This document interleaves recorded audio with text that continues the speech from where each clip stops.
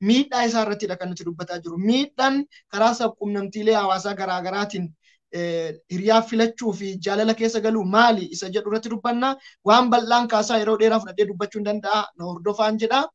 Maybe sagantaan keenya yoo dheerate illee YouTube irratti bakka lamatti qoonneeti kan nuti feenu. Sagantaanuma kana jalatti xumurree dabarraa kibxata dhufu mata duree biraatiin itti fufna waan ta'eef. Miidhaan isaanii tokkoffaani ani kanin hubadhe eenyummaa sobaatiin wal baruuf carraan isaa bal'aadha. Eenyummaa sobaatiin wal baru namni ijaan wal hin argine namni osoo wal hin beekin karaa virtual team yookaan karaa sabquunnamtiilee hawaasaa garaagaraatiin fageenya taa'ee wal baru tokko hiriyaa filatu tokko eenyummaa dhugaa otoo hin taane eenyummaa sobaatiin wal baruudhaaf carraan isaa baay'ee bal'aadha. Mucaan tokko baay'ee aktiivii yoo taate, mucaan tokko baay'ee aktiivii yoo ta'e, mucaan tokko baay'ee miidhagdi yoo ta'e, inni baay'ee miidhaga yoo ta'e, qarshii qabdi jedhee yoo yaadate, qarshii qaba jettee yaaddi yoo ta'e, beekumsa qaba jettee yaaddi yoo ta'e, public image qaba jettee yaaddi jedhee yaada yoo ta'e, mucaa kana harka koo keessa galfachuudhaaf jechuudhaan eenyummaa isaanii isa sirrii dhoksanii, eenyummaa isaanii isa sirrii hin taaneen namatti dhiyaachuudhaaf carraan isaa baay'ee bal'aadha. Egaa eenyummaa sobaa isa jennu keessaa qabxii tokko lama jenneetu qabxii tokkoffaa jalatti ilaalla. Fakkeenyaaf qabxii tokkoffaa eenyummaa sobaatti walitti dhiyaachuuf carraan isaa bal'aadha. Isin yommuu jedhu tokko tuqaa tokko jedhaatii qabadhaa. Tokko tuqaa tokko. Barnoota kana qindeessee barreeffamaanis isin hin ga'uun ayyaala isa gama kiyyaan jiru. Eenyummaa sobaa keessaa tokko suuraa sobaatiin wal baru. Obboleettiin keenya tokko armaan olitti waa'ee suuraa kana kaasteetti. Guyyaa kaleessa ajandaa marii isiniif dhiyeessinee Obdii miidiyaa irratti mari'ataa turtanii obboloonni aktiivii taatan wantoota garaagaraa fakkeenya namaaf ta'uu danda'u nuuf qoodaa turtanii kanneen keessaa suuraa sobaa warri magaalaa keessaa akka jiru sugar mommy and sugar daddy jedhu maal godhu namoonni profaayilii isaaniirraa umurii isaaniitiin jaartidha garuu suuraa dargaggeetti shamarree tokko suuraa dargaggeessa ta'ee tokko keewwatu kan ofii isaanii kan hin taane suuraa nama biraa dargaggummaadhaan yookaan immoo suuraadhuma ofii isaanii kan yeroo daa'imummaa isaanii ka'an keewwatu akkasitti namoonni baay'een gaaga'ama guddaa keessa galaniiru biyyoota garaagaraa ta'anii especially namoonni gara biyya alaa kanatti deemuu waan barbaadaniif gara biyya alaa ce'uu kana yoo waan barbaadaniif namoonni umuriin isaanii achi fagaate suuraa isaanii jijjiiruudhaan yookaan profaayilii isaanii jijjiiruudhaan nama umuriidhaan nama sana gitu fakkaatanii gara ofitti fudhachuutu jira. Gaa'ila jedhanii yeroo dhaqan rakkoo guddaatu uumameetu yeroo garaagaraatti argame jechuudha.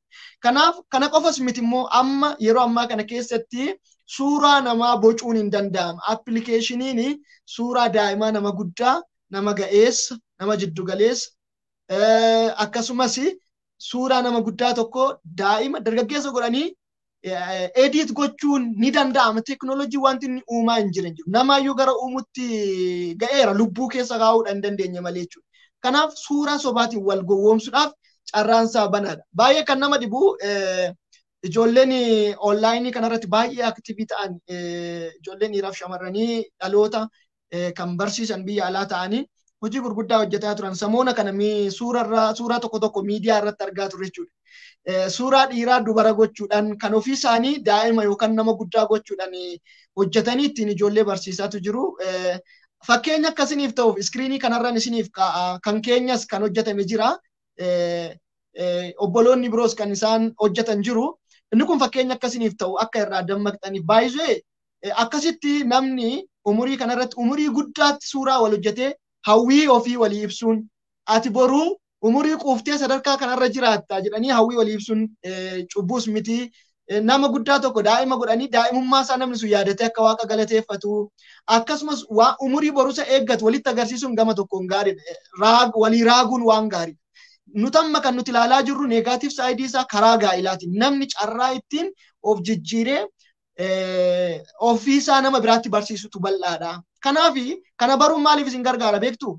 Amma miidiyaa hawaasaa irratti waliin barinaa jechaa jiru. Karaa sabquunnamtiilee hawaasaatiin hiriyaa hin filatinaa jechaa jiru. Biyaansi nama tokko wal baruu dandeessu, waliin haasa'uu dandeessu, mul'ata keessa walii qooduu dandeessu. Garuu naman wajjin gaa'ela dhaabbadhuudha jettanii jaalala gubaa keessa hin galtu yoo ta'e yookaan immoo dubbiidhuma kana qofaan suuraa nama sanaa argitanii yookaan sagalee nama sanaa qofa dhageessanii guyyaa gaa'elaa murtanii Piroosesii gaa'ilaa barbaachisaa ta'e hundumaa xumurtanii hojii keessan dhiistanii birrii keessan dhangalaastanii torbee akkasii wal fuuna jettanii galtanii guyyaa gaa'ilaa irratti namni sun suura irratti argitan suniif namni sun sagalee isaa dhageessan suni namni lafarra jiru faallaa yoo ta'u miidhaa guddaaf gaaga'ama guddaaf isin saaxila. Miidhaan isaa maali waan jedhuun kaasna jechuudha. Kanaaf miidhaa guddaa qabaa. Namni suuraa sobaa, suuraa hiriyaa ofii, suuraa jaalallee ofii, suuraa ofii fakkeessee dhufu, suuraa ofii immoo xiqqeessee bocee edit godhee dhiyeessuudhaan nama dowwoomsuu danda'a. Kanarratti of eeggachuu barbaachisa.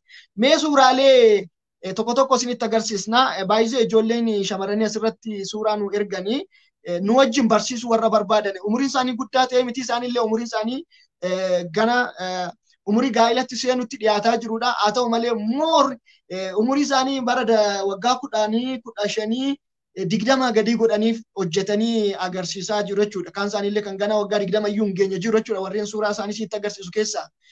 Irraa baradhaa. Kan keenya irraa kaaname keenyuma irraa kaana. Keenya irraa yoo kaanu fudhadhaa kabajamoo hojjetaa wangeelaa Abrahaam. Egaa gamuma kana Waaqayyo umurii waggaa 100 ittiin siyaaga hojii wangeelaa hojjeta. Anaan mee ilaala gamuma kanaan suuraa kan koo kan hojjetamedha kuni. Kanan fakkaadhaani. Akkasumas obboleessa koo baay'ee jaalladhu waliin hojii Waaqayyoo kan hojjetu obboleessa keenya Abarraa kana fakkaatu isaanillee.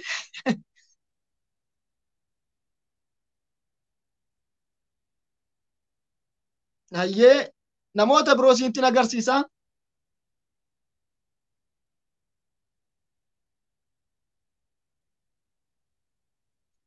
Obboloota keenya shamarranii tokko tokko akkamitti akka suuraan bocamu, akkamitti akka namni suuraa edit godhee fuula ofii jijjiiru kanarraa hin argitu jedhee waan nan amanuufi.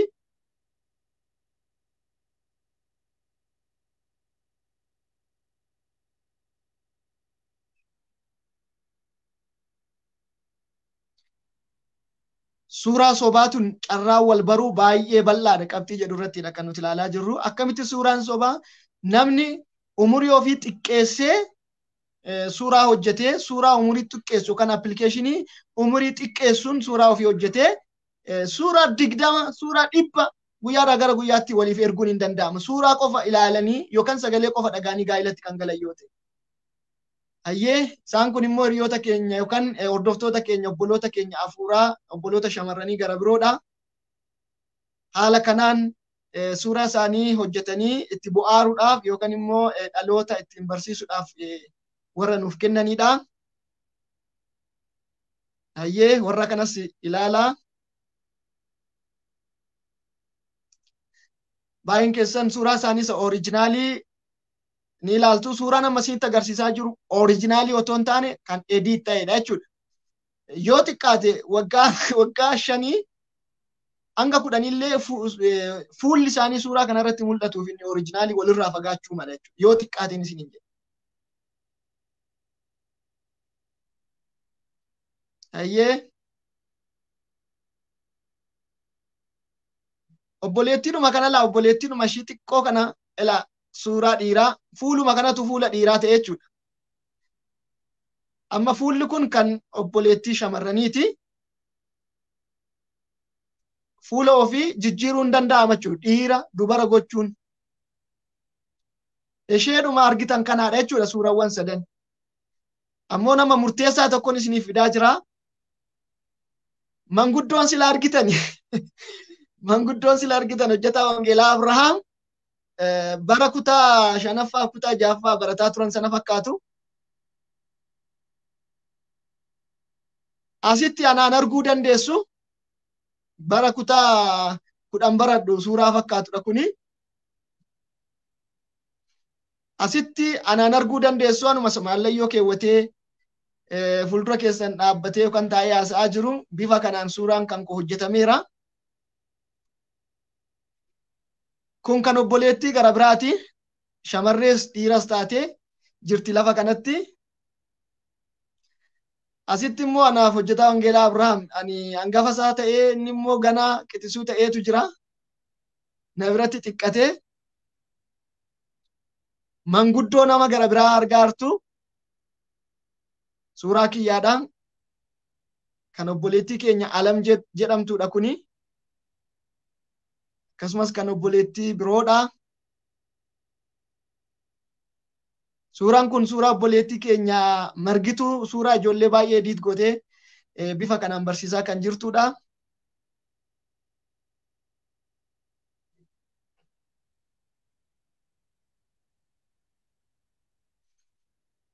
Obboleessa keenya Abarraa rifeensa kennanii fi armas tolchanii fi jiru. Asittis obboleessa keenya Abarraa harri areeda kennanii jiru. Innumtillee dhiiras dubaras ta'ee jira iddoo kanatti. Kan gara biraa immoo kosmootiksiidhaan fuula ofii jijjiiruun jira. Fakkeenyaaf dubartiin gurraachi kuni eegan Abarraa obboleessa keenya Abrishi hojjetee naaf kenne. Dubartiin gurraachi kun kosmootiksiidhaan nama diimtuu magaala taatee dhufteerti. Haala akkasiitiin namni suuraadhaan wal gowwoomsuu akka danda'u baruun baay'ee barbaachisaadha. So wanti baay'een murteessaan asirratti nuti isinitti agarsiisuu barbaanne, wanti baay'een murteessaan nuti toora kanatti isinitti agarsiisuu barbaanne eenyummaa sobaatti walitti dhiyaachuudhaaf carraansaa bal'aadha. Eenyummaa sobaa keessaa tokko suuraa sobaati. Of xiqqeessanii nama jiddu galeessa nama guddaa ta'uudhaan si barbaada yoo ta'e namni tokko harka koo keessa galfachuun qaba yoo jedhe hanga ati harka isaa keessa galtu biyaansi maayilii baay'ee steeppii baay'ee duubatti deebi'uu hin dandeessu kana booddee jedhee hanga mirkaneeffattutti yookaan hanga mirkaneeffatutti isas haa ta'u ishii horii sirkaa fuudhee waan akka obboleessi keenya Abrishi kaasaa jiru faayidaalee garaagaraatiin si hidhee yookaan waan akka ati duubatti deebi'uu hin dandeenyu. Kanaafuu amma kana deemee duubatti deebi'uu hin danda'u. Kana homaa gochuu hin danda'u. Kana caala filannoo hin qabu. Biyyaan jiru isaaf jedhee dhiisee dhufee birrii koo amma kanaas sababa isaatiif gad dhangalaasee hamma kana deeme yeroo koo gubee abaluun faana gaafannaan hin didee abaluu faa gaafachuudhaaf otoo yaadu na jala darbitee nama biraatu fuudhee kana booddee homaa gochuu hin danda'u jettanii sirba giddii isa jedhamu san hanga harkatti kennatanitti amma sin ga'utti namni suuraa biraa fi eenyummaa biraatiin sin gowwoomsuu danda'a jechuudha. Kanaaf miidhaan jiru namni suuraa sobaatiin wal gowwoomsuu akka danda'u baruudhaan suuraa ilaaluu qofaan sagalee dhaga'uu qofaan jaalala keessa galuun baay'ee rakkoo guddaa akka qabu bara biyaansi jaallachuu ni dandeenya yookaan nama tokko walii galuu ni dandeessu nama tokko wajjin haasa'uu ni dandeessu haa ta'u malee itti heerumuudhaaf yookaan fuudhuudhaaf biyaansi guyyaa tokkollee guyyaa lamallee torbee tokkollee torbee lamallee arguu danda'u qabu ija keessaniin arguu danda'u qabdu jechuudha. Kana yeroo isiniin jennu barumsa keenya darbe keessatti hiriyaa gaa'ilaa filachuu keessatti maal irratti xiyyeeffatamuu qaba isa jedhu miidhagina bakkeerraa namummaa keessa irratti xiyyeeffachuu qabnaa jenneera. Nu amma fuula ilaalaa gaafa nuti jennu suuraa ilaalaa gaafa nuti jennu suuraa ilaalati fuula ilaalati filadhaa jechuu miti. Kan filachuu qabnu kan nuti irratti xiyyeeffachuu qabnu namummaa keessoo irratti akka ta'e. Haa ta'u malee waan tokko expect gootanii ija nama tokko ittiin ilaaltan sanaan namuma sana jettanii dhaqxanii gaafa nama sana iddoodhaa dhabdan rakkoo guddaatu isin mudachuu danda'a jechuudha. Fakkeenya baay'ee kaasuu dandeenya. Suuraa qofa miti amma fakkeenya tokko waan baay'ee kaasuu dandeenya jechuudha. Dhimmi kun dhimma gaa'ilaa miti fakkeenya tokkoon isinitti hime jechuudha. Obboleettiin tokko jirti baay'ee akka maatiitti nama ta'e tokkotti dhiyaatti. Mi'achuma fageessitaniin dubbadhaa jechuudha. Akka maatiitti nama ta'e tokkotti dhiyaatti. Onlaayiniidhaan karaadhuma quunnamtii hawaasaatiin wal baramee waliin haasa'ama, waliin dubbatama, sagaleedhaan waliin kadhatama, everything jechuudha. Obboleettiin kun suuraa ishiillee in ergitiif maatii sanaaf jechuudha. Yeroo hunda suuraa ishii in ergitii fi suuraa kaatee ergiti. Yeroo suuraa kaatee ergitu hundumaa guyyaa tokkollee kolfitee hin beektu. Akkanatti ka'ee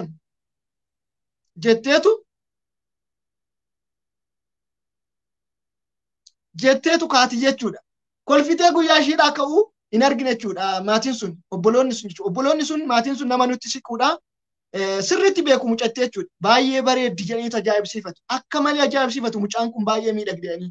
Gaafa tokko biyya dhuftee jechuudha mucaan kun.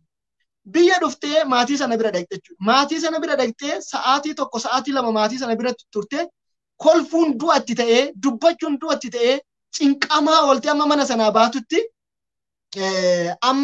baatutti cinqiidhaan hidhii ishii wal tuqsiistee jechuudha. Kolfuudhaaf cinqamaa, haasa'uudhaaf cinqamaa turte. Garuu yeroo dubbattu maatiin sun kan argan, obboloonni sun kan argan ilkaan ishii edaa walirra lama sadii ta'e walirra tattaa'etu jira jechuudha. Isheen gaafa fuula hidhii ishii walitti cuftu baay'ee miidhagdi. Garuu ilkaan ishii walirra tuulamee waan jiruuf yoon kolfeef yoo namni ilkaan koo argee fokkiftuudha naan jedha jettee waan yaadduuf yeroo hundumaa suuraan ishiin kaatu suuraa ilkaan ishii dhoksu jechuudha. So identity crisis kan nuti jennu isa kana jechuudha. Amma I think akkasitti suuraa ka'aa kan turte nama sanaaf miti dhimma gaa'ilaa miti namni maatiin itti wal barte sun karaa hafuuratiin obbolaa hafuurati malee miidhagina ishiitiif dhiisuu ishiirraa maatiin sun dhimma hin qaban. Nama gara biraatti bareedduu yookaan nama miidhagduu addaa taatee mul'achuu waan barbaaddeef yeroo hundumaa otoo ishiin hin kolfin ilkaan ishee otoo hin agarsiisin suuraa kaatu hundumaa ergaa turte jechuudha. Sababa sanaafi namni bifa biraatiin waan ishii beekuufi kolfuun ba'aa itti ta'e jechuudha. Kanaaf obboloota kan koo wantoonni akka kanaa jira jechuudha. Asirratti gaa'ila keessatti miidhaginni murteessaadha jechaan jiru. Miidhagina keessoo irratti xiyyeeffachuu qabnaa jenna. Haa ta'u malee wal gowwoomsuun barbaachisaa miti. Namni tokko akkuma suuraa innaa nama tokko wajjin wal bartu suuraa kan kee itti ergite sana ta'uu qaba eenyummaan kan kee jechuudha. Akka nama gurra dheeraa qabuutti nama wajjin wal barsiistee gurri kee gabaabaa ta'ee argamu akka nama ilkaan guutuu qabuutti nama ta'e tokko wajjin wal bartee ilkaan kan hin qabne taatee yoo argamte mucaa dheertuu wayii taatee nama ta'e tokko wajjin wal bartee mucaa gabaabduu wayii hin taate yoo ta'e. Yookaan immoo mucaa miilla guutuu miilla lama qabdu fakkaattee nama ta'e wajjin wal bartee garuu miilla tokko kan hin qabdu yoo ta'e. Mucaa ija lama qabdu fakkaattee nama wajjin wal bartee kan ija tokko qabdu yoo ta'e rakkoodha jechuudha. Yoo miilla lamas hin qabaanne, yoo harka lamas hin qabaanne, yoo ilkaanis hin qabaanne isaati hin qabne sana akka ati hin qabne baree namni sun itti amanee yoo sisimate jireenyi sana jechuudha. Kanarraan kan hafe namni tokko waan tokkoon si baree, eenyummaa tokkoon si baree gaafa eenyummaa sanaan sitti siqu gaafa dhufee reyaalitiin isaa kan biraa ta'u waan hundumaanuu na sobdee waan hundumaanuu yuun sobdi ishiin jireenya fakkeessummaadha kan ishiin jiraattu waan jedhuuf si namanuu si jibba jechuudha. Kanaaf miidhagis miidhaguu baadhus ilkaan kee kaarruu haa ta'us guutuu haa ta'us yookaan miidhaan tokko miidhaan uumamaas haa ta'u yookaan uumamaanis haa ta'u balaa ta'e tokkonis miidhaan tokko sirraa haa ga'u waan taate sana ta'eeti dhiyaadhu. Waan taate sana ta'eeti dhiyaadhu. Yoo nama biraa taateen dhiyaatte ta'e amma fagoo jirtutti namni sun si jaallata. Garuu waan ittiin si jaallate sana gaafa jaan arge yoo dhabu deebi'ee si jibba jechuudha. Deebi'ee si jibbaa gaa'illi sun hin diiggate jechuudha. Kan jechuudha. Asirratti of eeggadhaa of ta'aati namatti dhiyaadha.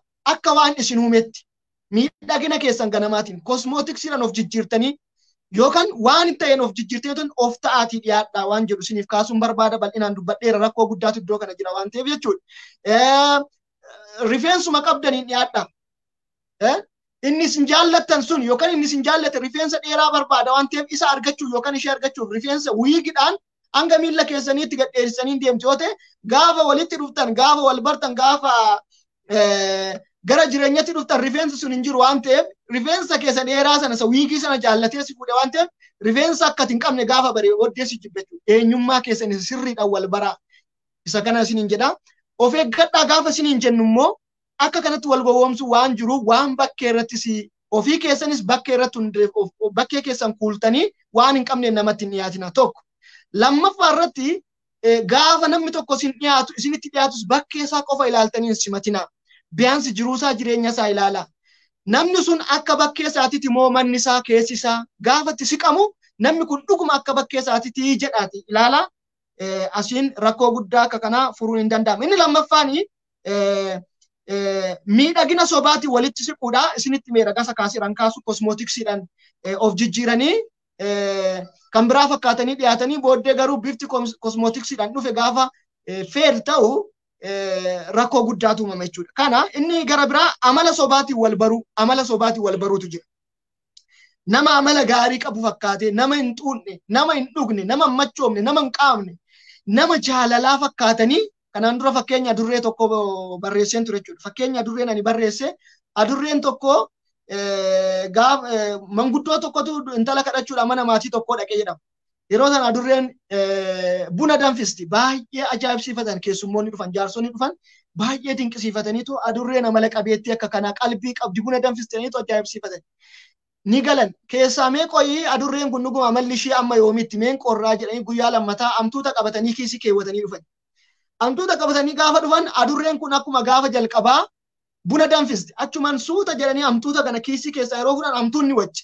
Amma amtuuta sana lafa kaanitti eegne utaaltee dhaqxee qeensa ishii itti dirtee harka manguddootaa dhidhiiksitee adurree amtuuta sana butattee fudhattee badde jechuudha buna danfisuu dhiiste. So adurreen sun amala kan qabaattee hanga yoomitti hanga amtuuta argattu jechuudha. Inni kun amala isa dhugaasaa dhoksee amma si argatu qofatti amala qabeettii taatee fageenyatti sitti mul'achuu dandeessa jechuudha. Kanaaf adda baafadhaa. Amala amanamummaa isaa nama jaalalaa ta'uu isaa nama obsaa ta'uu isaa amanamummaa ishii nama jaalalaa nama obsaa ta'uu ishii adda baafadhaa. Kun immoo kan baramu fageenyatti otoo hin taane dhiyeenyatti walitti dhiyaachuudhaan barama jechuudha. Inni gara biraa dinagdee sobaatiin wal baruutu jira. Dinagdee sobaa ani makiinaa akkanaan qabaa fageenya jechuudha. Namni waliin argu waan ta'eef waliin beeku waan ta'eef makiinaa akkanaan qabaa mana akkanaan qabaa mana ciisicha abbaa akkanaa abbaan koo qabeenyaa loon amma kanaa birrii amma kanaan akkaawuntii qabanii qabeenya sobaa waan hin qabne wal gowwoomsutu jira. Ishiinis anamma kanan qabaa akkasiin qaba jechuu dandeessu. So namni wal argee yookaan waliin meerre natti agarsiisi jechuu hin danda'u waan ta'eef yoo natti agarsiisi ittiin jette makiinaan qaba yoo jedheen makiina nama biraatti erguu danda'a suuraa kaasee mana nama biraa suuraa kaasee sitti erguu danda'a jechuudha.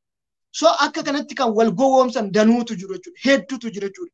Kanarratti baay'ee of eeggannoon ni barbaachisa. Inni biraa amantii sobaatiin nama waaqayyoo miti waan hin taane hojjetaa oolaa iddoo hin taane oolaa garuu ati nama waaqayyoo waan taateef harka keessa si galfachuudha sababa si jaallateef yookaan faayidaa tokko sirratti argee sirraa fayyadamuu waan barbaaddeef akka nama amantii keetii fakkaattee dhiyaatu. Namni namanne tokko nama amantii keessa jiru fakkaatee sitti dhiyaachuu. Yesuus gooftaadha jedhee sitti dhiyaachuu. Yesuus fayyisaadha jettee sitti dhiyaachuu dandeessa. Harka keessa si galfachuudha.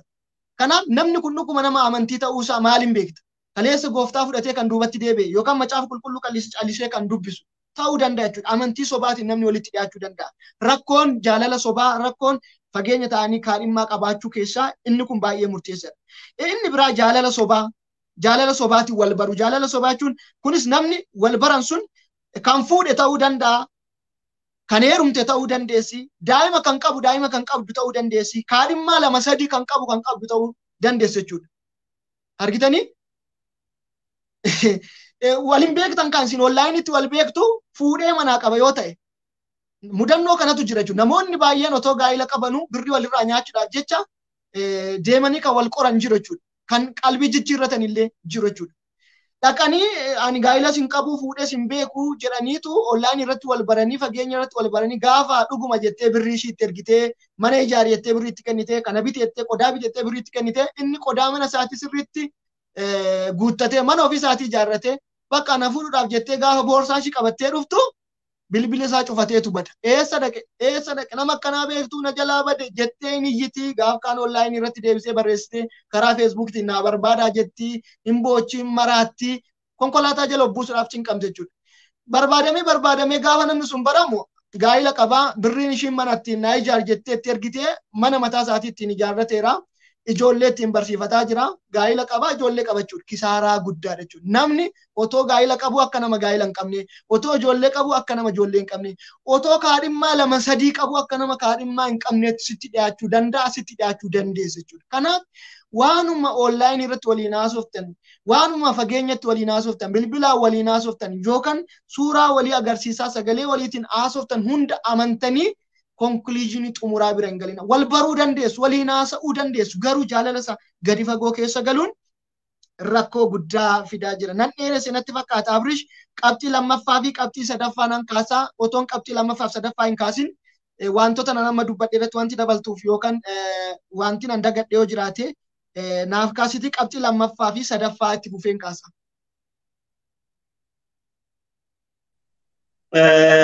Tole Pstr yaada baay'ee babbareedaa kaafteettaa baay'ee natti toleera.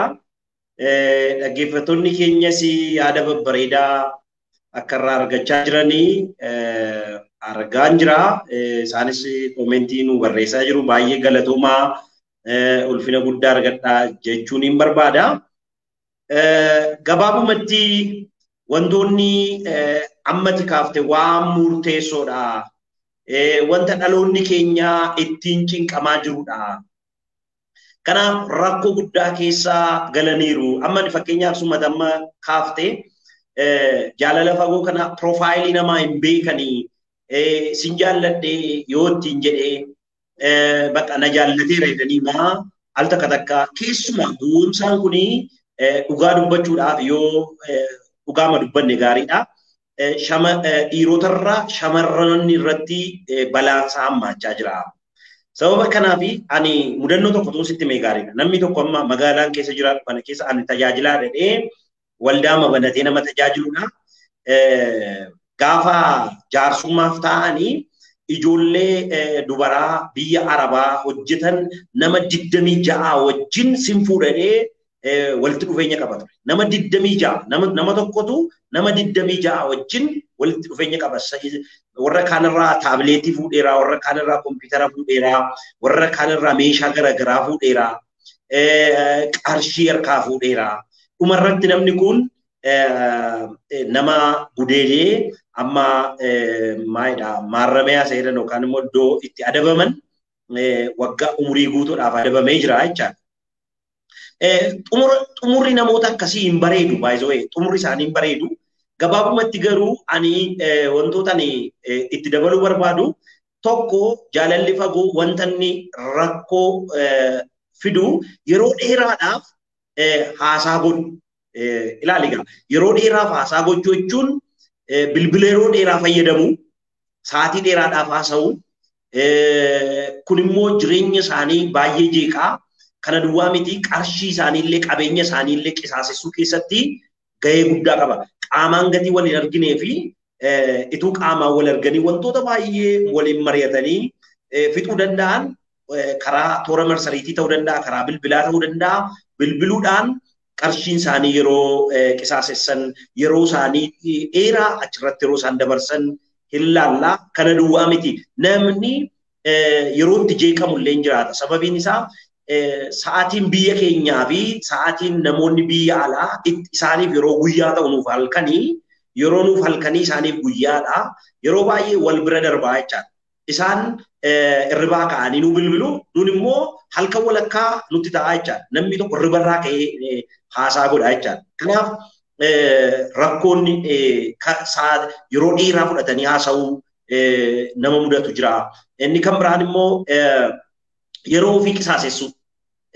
Yeroo dheeraa nama sanaa wajjin dabarsu fakkeenyaaf namni tokko waggaa 3 biyya alaa jiraachuu danda'a, waggaa 5 biyya alaa jiraachuu danda'a, waggaa 7 waggaa 10 jiraachuu danda'a. Biyya alaarraa dhufuu dandeessi yookaan immoo biyya alaarraa dhufa jedhee umurii isaa guutuu eega jechaadha. Umurii ishee guutuu yeroo itti fayyadamtee jireenya ishee ijaarrattee daa'ima godhattee jireenya ishee qajeelchuun ishee fi malutti nama tokko eeguurratti yeroo ishee danuu dabarsite jechaadha. Yookaan immoo nama tokko eeguurratti yeroo isaa danuu dabarsaa jechaadha. Kanaaf umurii itti baay'ee productive ta'uu qabanii jalaa mancaasaa jechaadha.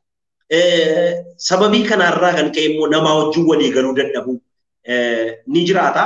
Gabaabumatti wal gowwoomsuu hin jedhamu, jireenya sobaa hin jedhamu.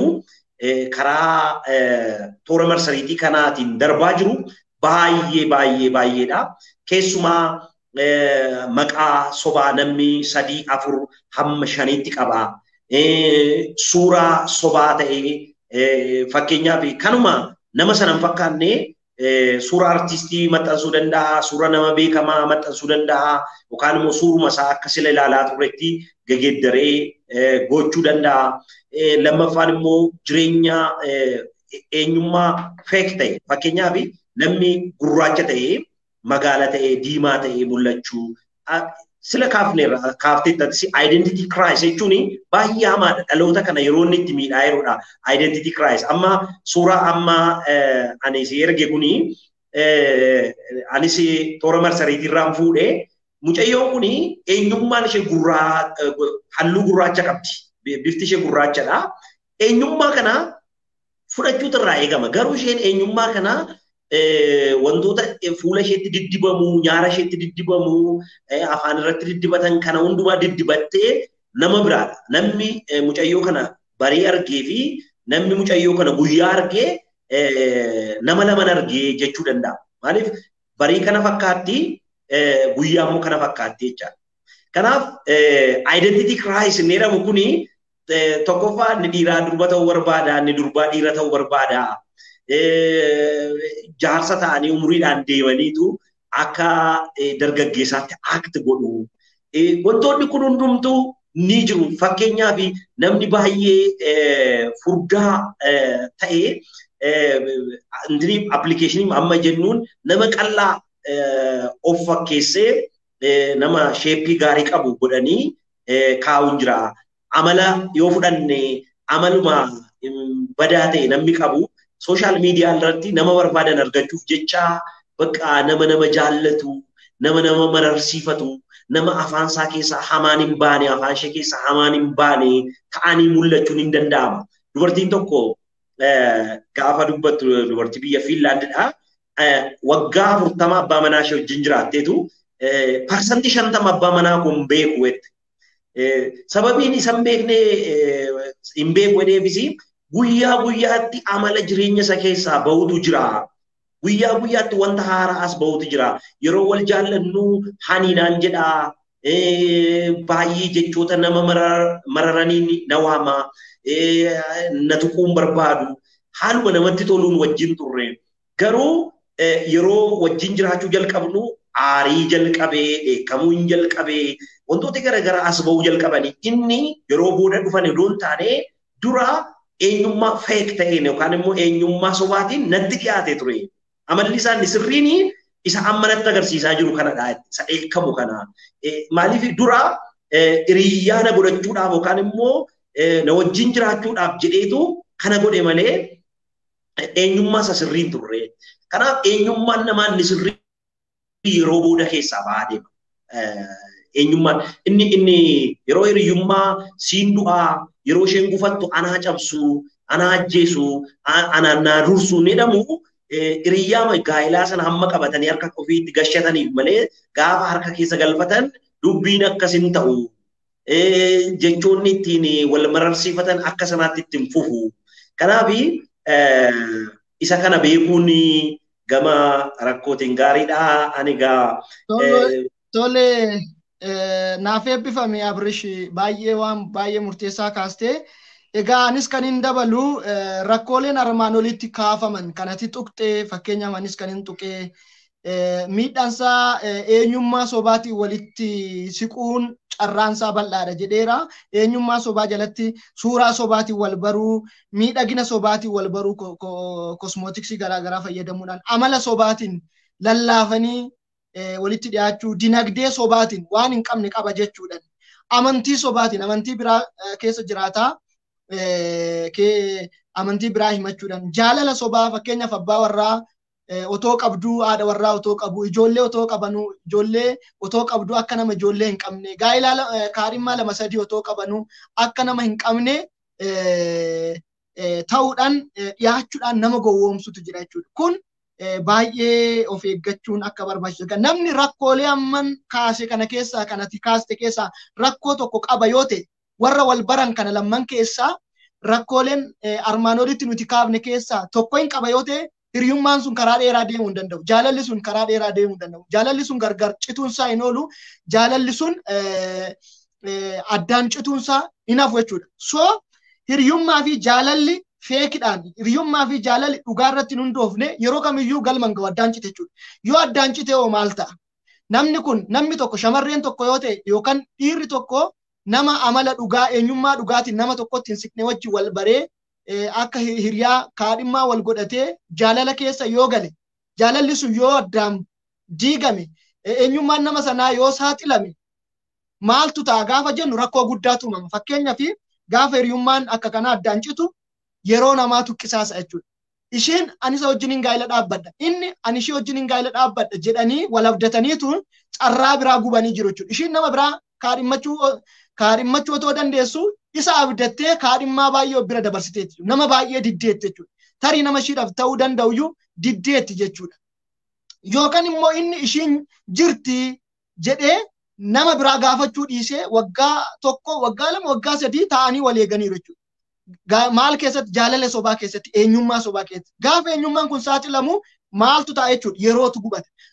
halkan silaa guyyaa qooda hirriba rafuu bilbilaan gubataa turanii qooda hojii biraa hojjechuu jaalala isaaniitiin yeroo dabarsaa turanii qooda macaafa qulqulluu qooda dubbisuu qooda kadhachuu qooda waan biraa ta'e hojjechuu jaalalaaf daqiiqaa 10 daqiiqaa 20 sa'aatii tokko waliif kennanii waliin haasa'anii yeroo isaanii gubaniiru kun qisaasama guddaa yookaan immoo yeroodhaan kaadhimmaa namaaf ta'u tokko qabatanii nama sanaa wajjin adeemsa gara gaa'ilaatti nama geessu irratti mari'achuu dudubbachuu irratti kadhachuun otoo jiru yeroon sun tasa gubate jechuudha gatii malee gubate jechuudha bakka hin taanetti gubate jechuudha so qisaasummaa yerootiif nama saaxila jechuudha rakkoon akka kanaa jechuudha inni lammaffaan qolqabbii namaa miidha saayikooloojii namaa miidha nama tokko abdatee nama tokko amanatee nama tokko jaallatee jaalalli sun jaalala sobaa yommuu ta'u jaalalli sun gaafa dhugaa hin taane walitti dhufeenya itti ufiinsa qabu gaafa hin taane gaafa addaan cite qolqabbii nama sana saayikooloojikaaliin miidhama dipireeshinii keessa gala jechuudha laphee nama sanaatu caba keessa nama sanaatu miidhama jechuudha baay'ee miidhaa guddaa qaba namoonni tokko bakka nama tokko jaallatanii ka'anii gaafa dhaban nama tokko amananii ka'anii gaafa nama sanaa wajjin dubbatanii namni sun amanamummaa isaa hir'isu akka malee miidhama jechuudha. Keessumaayyuu obboloonni shamarranii kanarratti baay'ee of eeggachuu qabdu. Obboloonni shamarranii baay'ee miidhamu. Nama tokko gaafa jaallatan of kennaniitu jaallatu. Guutummaa jireenya isaanii nama sanaaf kennu. Itti of kennaniitu jaallatu jechuudha. Kanaaf nama sobaan nama jaallate tokko nama sobaan yookaan birrii keessirkaa fudhachuudhaaf yookaan siin qabatee biyya alaa bahuudhaaf yookaan siin qabatee biyya alaa bahuudhaaf yookaan faayidaa tokko argachuuf eenyummaa sobaatiin namni tokko gaafsitti siqatu ati dhugaa itti maa namni sun soba gaafsitti dubbatu namni sun gaafsitti taphatu gaafa barte baay'ee miidhamta namoonni namaan gowwoomsan akka malee miidhamu deebi'aniyyuu nama jaallachuu hin danda'an yeroo baay'ee jechuudha lapheen isaanii hin cabatu obboloonni keenya baay'ee akkasitti lapheen isaanii cabeeru qolqabbii isaanii saayikooloojii isaanii xiinsammuu isaaniitu miidhama jechuudha so xiinsammuun keessan akka hin miidhamne qolqabbiin keessan akka hin miidhamne hamileen keessan akka hin cabne hiriyaa gaa'ilaa gaafa filattan baay'ee of eeggadhaa baay'ee sababni isaa namni gosa garaagaraa akka jiru ispeeshaalii karaa fageenya teessanii nama hin beekne tokko wajjin gaafa jaalala keessa galtan sirriitti of eeggadhaa wal baruu dandeessu garuu jaalallee kootettanii amantanii teessanii eeguu irratti jaalallee kootettanii birrii keessan irratti dhangalaasu irratti jaalallee kootettanii yeroo keessan wajjin gubuu irratti baay'ee of eeggadhaa qolqabbii namaa miidhaa inni sadaffaan jireenya hafuuraa na miidha jechuudha namni ganame tokko namni waan eege tokko dhabe deebi'ee jireenya hafuura isaatiin miidhama jireenya hafuura keessanii miidhaa kadhannaa dubbii waaqayyoo dubbifachuu keessaa isin baasa jechuudha inni arfaffaan sagantaa fi karoora namaatu burjaaja'a yeroo akkasii akkanan godhadhaa yeroo akkasii akkanan godhadhaa yeroo akkasii akkanan godhatti sagantaa baafattanii jirta nama karaa dheeraa wajjin hin deemne wajjin deemtanii sagantaa baafattanii gaafa sagantaan sun fashalaa yookaan ajandaan sun fashalaa sagantaan keessan isin jalaa jeeqama jechuudha baay'ee miidhamtu miidhama guddaa ta'a jechuudha inni gara biraa kisaarummaa dinagdeetullee isinitti dhufuu danda'a dinagdeedhaan illee kassaruu dandeessu jechuudha yoo nama filattan nama hiriyaa godhattan sana sirriitti bartanii of eeggannoon hin filanne nama sirriitti hin beekne wajjin walitti dhiyeenya uummattaniitti yoo ta'e walitti dhufeenyi sun yeroo badutti dinagdeedhaan illee kisaarummaa guddaatu namoonni tokko hunda'uun keessa ba'anii maal godhu beektu namoonni tokko birrii wal biratti ol keewwachuu kaadhimmaa kooti jedhanii nama filatan bira birrii ol keewwatu birrii waliif liqeessu waliin ta'anii qabeenya dhaabbataa fi qabeenya socho'aa waliin qabanii horatu hin bitatu ganaa kaadhimummaa otoo waliin bariin fageenya ta'anii jechuudha dhimmoota garaagara jechuudha qabeenya dhaabbataa hin taanee fi dhaabbataa ta'e waliin bitachuu kana keessa gala jechuudha atamma nama beektu iyyuu miti nama hin beekne iyyuu miti nama fagootti karaa bilbilaatiin bartee iyyuu miti an nama waaqayyooti jedhee qofaaf ani sin jaalladha sin jedhee qofaaf dhuguma jettee birrii kee biratti ol keewwatta yoo ta'e birrii liqeessitaaf yoo ta'e yoo jaallattee akka nama tokkootti birrii kenniteef haa ta'u rakkoo hin qabu wajjin mana nuu bitettee lafa nuu bitettee meeshaa manaa nuu bitettee fagoo teesseettee qalam godheetu ulum godheetu xumuree si eeggachuudha yookaan inni nama biraa qaba haadha warraa biraa qaba ta'a mana haadha warraa isaatiif ijaaree si eeggata jechuudha yookaan konkolaataa ofii isaatiitti bitee gaaga'ama guddaa umurii dheeraa waggaa dheeraa birrii ati itti dadhabdee fidde guyyaa tokko namni tokko sirkaa nyaata nam beekan lakkaa'ee isinitti himu onlaayinii kanarratti dubbachuun barbaachisuuf malee namoota baay'ee isinitti himuu danda'an namni 30,000 40,000 100,000 130,000 namni nyaatame jira akkasitti mana nuu ijaari kana nuu godhi jedhee nama akkamii nama onlaayinitti wajjin bari. Onlaayinii numarratti yoo waliin barrellee nama eenyummaa isaa beektan ollaa keessan illee yoo ta'e otoo gaa'ilatti hin galiin nama tokko wajjin qabeenya dhaabbataa horachuuf deemuun rakkoo guddaadha. Maaliifin kaadhimummaa jechuun haadha warraaf abbaa warraa jechuu miti. Kaadhimummaa jechuun yeroo itti wal ilaalan, yeroo itti wal qoratan, yeroo waliin karoora baafatanii gara gaa'ilaatti itti deeman malee dhumate jechuun kalaas bakka hallaqe jechuu miti. Kanaaf bara kaadhimummaatti nama hin beekne onlaayinii irratti birriitti erguu iyyuu miti. Namuma beektan, namuma haadha isaa abbaa isaa beektan iyyuu wajjin iyyuu otoo gaa'ila hin dhaabbatin qabeenya dhaabbataa fi socho'aa wajjin hin horatina. Baay'ee ulfaatadha. Yoo barbaachisaa ta'e birrii kana kan kennisu yoo ta'e maqaa keessaniin bitadhaa qabeenya sana. Qabeenya sana maatiin keessan maqaa keessaniin isiniif haa bitu. Gaafa gaa'ila dhaabbattan maqaa walii keessaniitti jijjiirrachuu dandeessu. Garuu birriitti ergitanii kana nuu biti yoo jettan rakkoo guddaa namoota baay'eetu kanaan miidhamee jiru. Kisaarummaan inni namarraan ga'u isa kana. Egaa qabxiin sadaffaa miidhaan hiriyaa gaa'ilaa fageenya ta'anii qabachuu fi gaa'ila keessa galuu maali kan jedhu qabxii sadaffaa kaasetaniin abrish wanti dabaltu yoo jiraate dabaltee xumura irratti immoo wanti of eeggachuu qabdan maali waan jedhu irratti dubbanna. Qabxiin sadaffaani nama namaaf ta'u erga argatanii jaalala dhugaa keessa galanillee jaalalli dhugaan hiriyummaa fi gaa'ila keessatti fageenyatti heddu nama miidha. Ilaali. Nama identity sobaatiin namatti dhiyaate wajjin gaa'ila dhaabbachuun miidhaa qaba yookaan nama fageenyatti wal baranii hiriyaa godhachuun jaalala keessa galuun miidhaa fidu qaba. Sababni isaan eenyummaan nama sanaa dhugaa miti sobaa.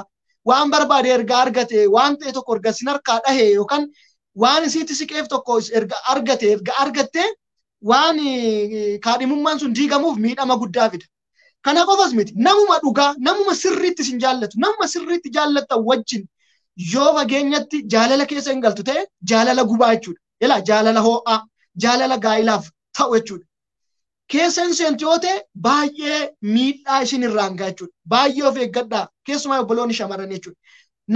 Namuma dhugaan jaallattan namuma eenyummaa isaa beektan namuma innis isin beeku namuma waliif taatan namuma boru gaa'ila waliin dhaabbachuu dandeessan wajjin jaalalli keessa madaalawaa yoo hin taane jaalala gubaa jaalala ho'aa keessa yoo hin galtu ta'e hin miidhamtu. Fakkeenyaaf miidhaan isaa maa inni yoo jettan tokko lama jedhee isiniif kaasuu danda'a. Tokkoffaan akka garaa ofiitti wal arganii waliin nyaatanii waliin dhuganii harka wal qabatanii bashannanuu hawaasummaa waliin hirmaachuun ulfaata jechuudha. Inni biyya tokko ishiin biyya tokko jirti waan ta'eef yoodhuma wal jaallattan akka malee jaalala ho'aaf jaalala gubaa keessa galtanitti yoo ta'e akka barbaaddanitti wajjin socho'uudhaaf isin daangessa. Maaltu isin daangessa? Distaansiitu isin daangessa. Lammaffaan miira walii hubachuu baay'ee ulfaata. Walirraa fageenya ta'anii miira ofii hubachuun baay'ee ulfaata. Tarii sagalee keetiin miira kee amma tokko hubachuu danda'a. Tarii yoo viidiyoo waliin haasofte fuula kee irraa amma ta'e hubachuu danda'a. Garuu akka nama si bira jiru miira kee siif hubatu. Miira kee amma itti himte si hubata malee guutummaan guututti miira kee hubachuu hin danda'u. Namni fagoo taa'ee miira walii sirriitti hubachuu, gammachuu walii, gadduu walii, dhiphina walii sirriitti hubachuu hin danda'u. Chaalenjii qaba jechuudha. Kan nama kan wajjin nama dhugaa wal jaallatan wajjin yoo ta'e jechuudha. Inni sadaffaani yeroo gaarii fi bal'aa waliif dabarsuun ni ulfaata jechuudha. Tokko gaafa onlaayinii dhufe tokko onlaayinii irra hin jiru ta'a. Yeroo wal fakkaataatti waliin haasa'uudhaaf carraan isaa baay'ee dhiphaadha jechuudha. Yeroo gaarii yeroo bal'aa wal qixa argachuu dhiisuu dandeenya. Tokko hojiitti biizii ta'uu danda'a. Yeroo tokko firii inni tokko hojii, yeroo inni tokko mijatu tokkoof hin mijatu jechuudha. Sababa kanaaf daqiiqaa dheeraa ta'anii chatii miseejiidhaan wal dubbisu jechuudha. Chatiis daqiiqaa dheeraa gochuun immoo ija namaayyuu fuula namaayyuu hin miidhachuudha. Qoolqabbii namaayyuu hin fiidhachuudha. Sa'aatii namaa yeroo namaallee hin qisaasise jechuudha. Isa inni gara biraa immoo jaalala gubaa keessa arrabaan jaalala gubaa keessa arrabaan wal galchanii achumaan suuta gara shaakala hin taanetti wal ceesisuutu jira jechuudha. Sinii galee namni fageenya taa'ee jaalala gubaa keessa galee arrabaan jaalala gubaa keessa wal galchaa suutaan shaakala hin taane isa ulfina waaqayyootiif hin taane keessa karaa teekinooloojiitiin wal galchuu. Namoonni ikkoo fageenya taa'anii waan baay'ee godhanii yerootti ispeeshaali warri gooftaa hin beekne fageenya taa'anii xuraa'ummaa baay'ee raawwatu jechuudha.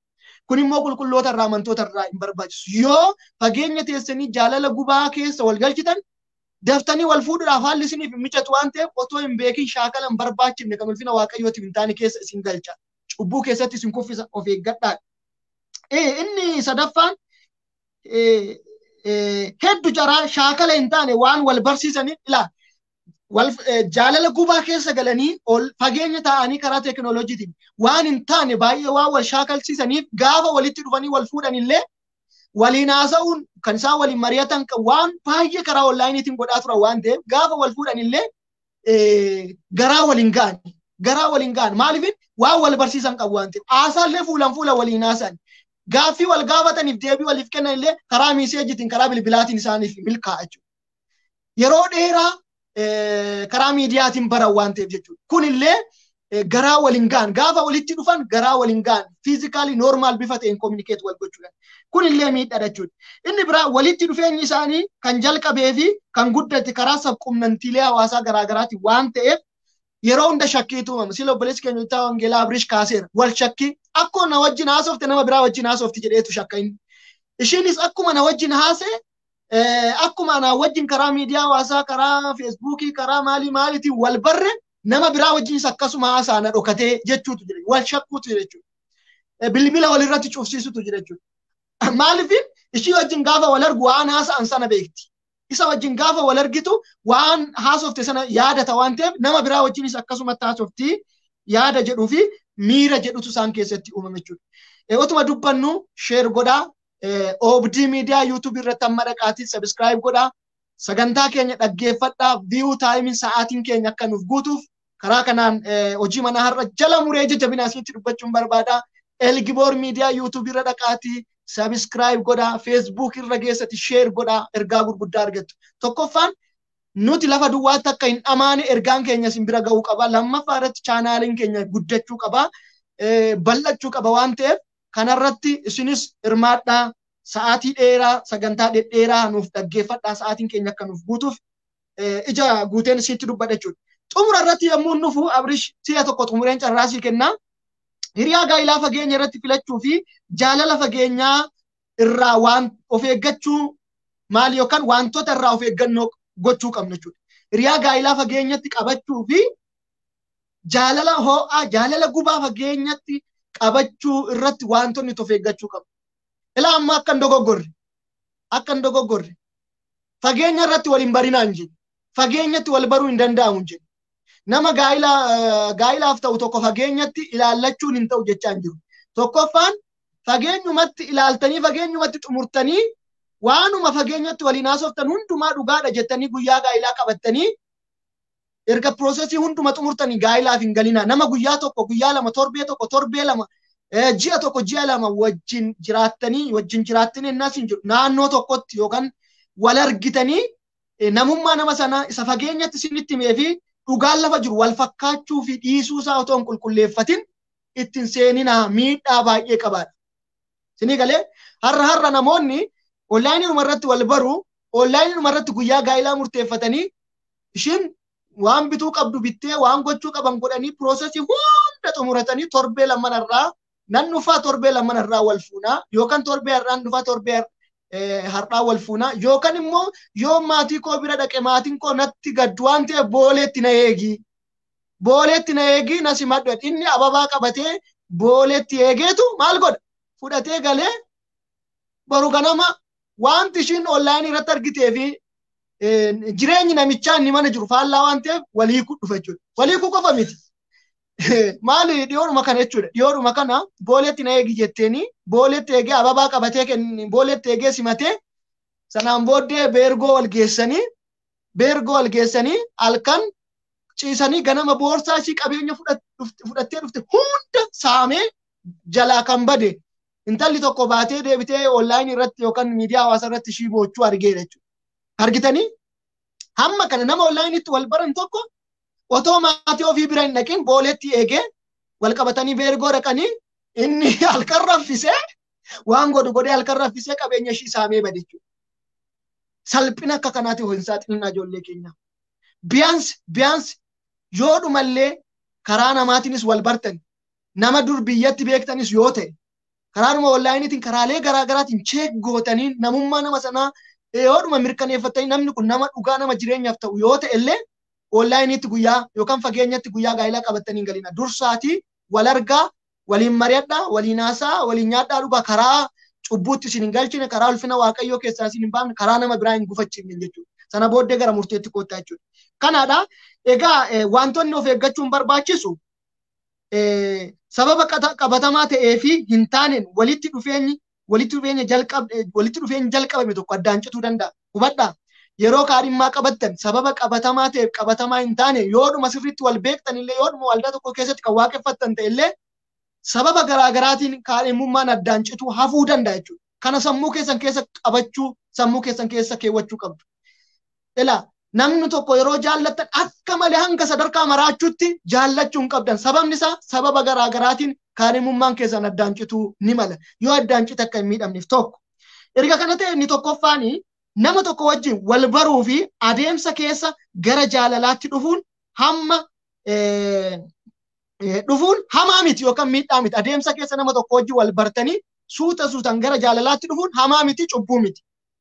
Garuu osoo qaamaan waliin argin walitti dhufeenya walumaan dudubbattanii waliin dudubbachuu keessa gara walitti dhufeenyi keessa lafa akka qabatuuf yookaan gara gaa'ilaatti akka seentanii fi gochuu irratti wantoonni isin of eeggachuu qabdan tokkoffaan qabeenya waliin horachuu, qabeenya dhaabbataaf socho'aa waliin horachuu irraa of qusachuu qabdu. Nama kaadhimummaadhaan walitti dhuftan tokko lafattis kan beektan, fageenyattis kan beektan irraan deebi'u kana sila dubbadheera. Amma gaa'ila raawwattanitti qabeenya dhaabbataas ta'e qabeenya socho'aa waliin horachuu irraa of qusachuu. Qabeenya waliin horachuu irraa of qusachuu, birrii walitti kennuu irraa of qusachuu, kisaaraa keessa, gaaga'ama keessa kan galle. Yoo birrii naa kennitu malee ati nan jaallanne jedhe inni birrii dhufee adda baasa jechuudha. Kanaaf amma gaa'ila dhaabbattanitti qabeenya dhaabbataa nama ta'e tokko wajjin horachuu irraa of eeggadhaa. Yoo waan murteessaa argitan immoo maqaa keessaniin bitadhaa. Lammaffaan akka obbolaa tokkootti kaadhimummaadhaan walitti osoo hin dhufin yookaan akka obbolaa tokkootti kaadhimummaadhaan walitti osoo hin hidhin wal gargaaruu yoo barbaachisaa ta'e obboleessi kee tokko obboleettiin kee tokko namni ati wajjin haasa'u tokko gargaarsi hin barbaachisa yoo ta'e akka kaadhimmaa tokkootti jaalala wajjin otoo walitti hin hidhin akka obboleessaatti gargaariin, akka obboleettiitti gargaariin. Akka obboleessaatti akka obboleettiitti gargaaruu dandeessa fedhii keetiin. Sababa na jaallateef jettee otoo hin taane akka obboleessatti yoo gargaaruu barbaadde yoo keessa kee guute gargaari malee bor wajjin jiraanna jettee sababa kaadhimmaa kee ta'een yoo goote gaafa gaa'illi keessan addaan cite kassartaa ni miidhamta. Asirratti of eeggadhaa. Inni sadaffaan namni tokko eenyummaa sobaa fi faayidaa tokko tokkoof isinitti siqee gaafa isinirraa fagaate yookaan gaafa sirraa fagaate waan miidhamtuuf jaalala fageenyaa daangaa godhe. Jaalala fageenyatti daangaa godhe. Sababni isaa eenyummaa sobaatiinis dhugaanis yoo sitti siqe yoo akka tasaa gargar baatan hin miidhamta waan ta'eef jaalala qabdu daangaatti godhe. Jaalala maraannaadhaaf si saaxilu keessa of hin galchin jaalala keetti daangaa godhe. Inni arfaffaan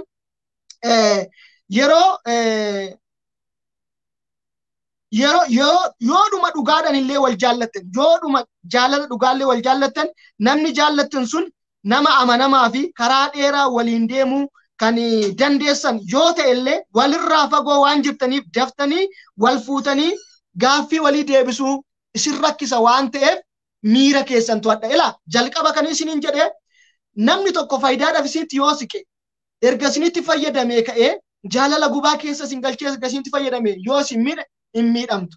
Yoodhuma dhugaadhaan wal jaallattan akkuma sila jedhee arruma jettanii har'a wal fuudhuu hin dandeessa waan ta'eef kaan keessan biyya garaagaraa keessa jirtu namni tokko biyya tokko gara biyyaatti deemuun piroosesiin isaa dheeraa ulaagaan sin daangessu jiraachuu waan maluuf daftanii gaaffii walii keessanii deebisuu miira walii keessanii eeguudhaaf waan rakkattaniif akkasumaan jaalalaan waadamtu jaalalaan gubattu hirriba dhabuutu jira hojii dadhabuutu jira rakkoo baay'eetu jira waan ta'eef daangaa itti godhaadhaa nama isinin jaalladhe jedhe hunda amantanii daftanii ofitti hin siqsina. Nama isinin jaalladhe jettan isinin jiru hunda amantanii ofitti siqsitanii laphee keessan guutumaan guututti baaftanii ittiin kennina daangaa godhadhaa.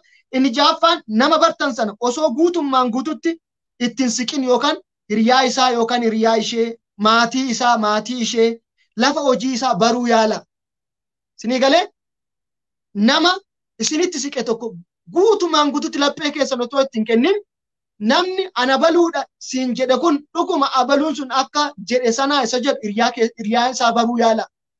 Akkuma wal bartaniin hiriyaan keenyuun hiriyaa kee hojii wal barsiis. Maatii isaa baruu yaala. Lafa hojii isaa lafa hojii ishii baruu yaala. Malee nama tokko qofa singilii ofiinuma isa qofa bartanii abdattanii hin taa'inaa. Naannoo isaa namoota jiran bara informationii naannoo isaatii fudhadhaa. Inni biraa dhimma gaa'ilaa irratti ilaalchisee ergaalee isiniif darbu irratti of eeggadha. Ispeeshaalii ergaa karaa miidiyaa hawaasaatiin isiniif darbu. Piroofaayilii keessan feesbuuk irraa dhaqee ilaalee socho'ee qorachiiseetu innumti nama isinitti erguu danda'a. Nama isinitti erguu danda'a. Kanaan dura obboleessi keenya Abiriish fakkeenya baay'ee ajaa'ibsiisaa nuu kaasaa ture jechuudha. Lafa irrattuu yoo onlaayinii irrattuu miti.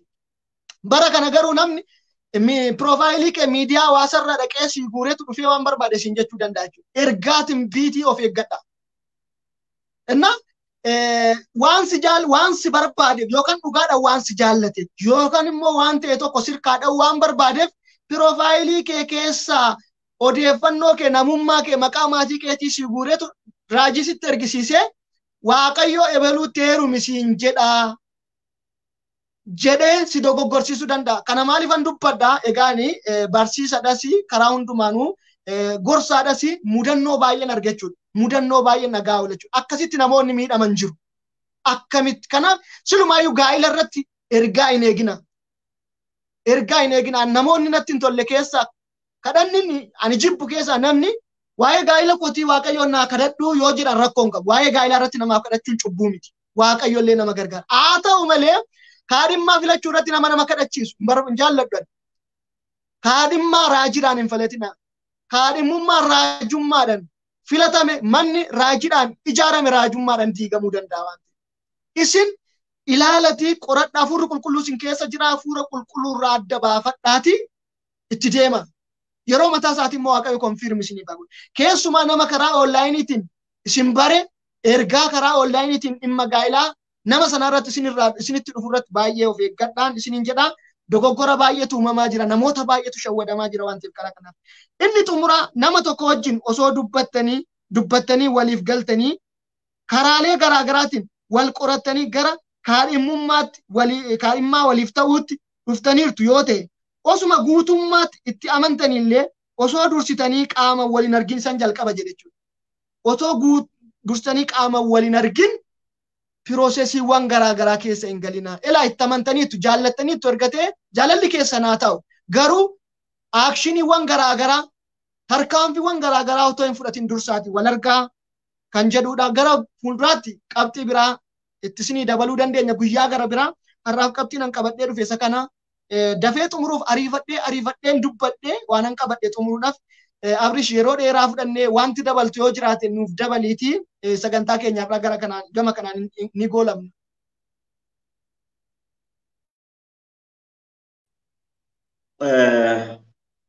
Paaster baay'ee yaada gaarii baay'ee miidhagaa fi yaada bal'aadha kanatti kaaftee kun dhaloota baay'ee fayyada.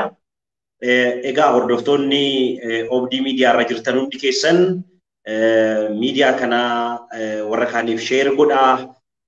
Koomentii keessan kaa yaada asirratti qabdanii akkasumas warra kaaniif sheer godhaa.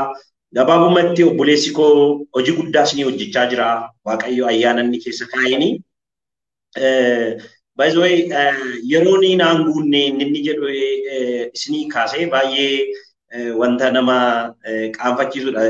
Ituu namni amma kana itti fayyadamuu danda'u akkas ta'uu hin qabu ture.